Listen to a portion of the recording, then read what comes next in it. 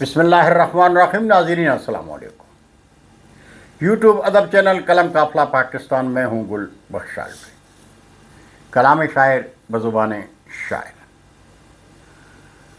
ناظرین، 14 اگست جشن آزادی. پاکستان اور پاکستان سے باہر دنیا بھر میں بسنے والے پاکستانیوں کو جشن آزادی مبارک. قائد اعظم رحمۃ اللہ علیہ فرماتے ہیں، اگر ہم اس عظیم مملکت پاکستان کو خوش اور خوشحال بنانا چاہتے ہیں تو ہمیں پوری توجہ لوگوں بالخصوص غریب طبقے کی فلاح و بہبود پر مرکوز کرنی پڑے گی. خطبہ صدارت دستور ساز اسمبلی 1947.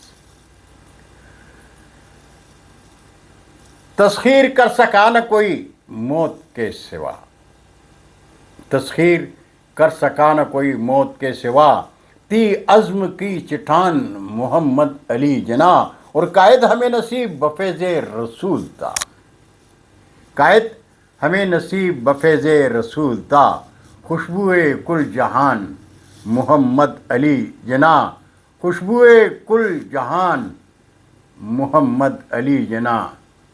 اور پیاری دھرتی اپنی ہر شب کو منور دیکھنا، پیاری دھرتی اپنی ہر شب کو منور دیکھنا، ہم لہو دیں گے چراغوں میں جلا کر دیکھنا.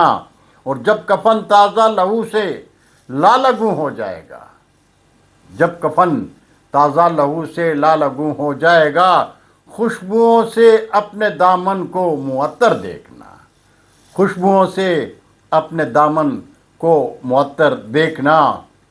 اور لہو میں گر میرے طوفان ہوتا،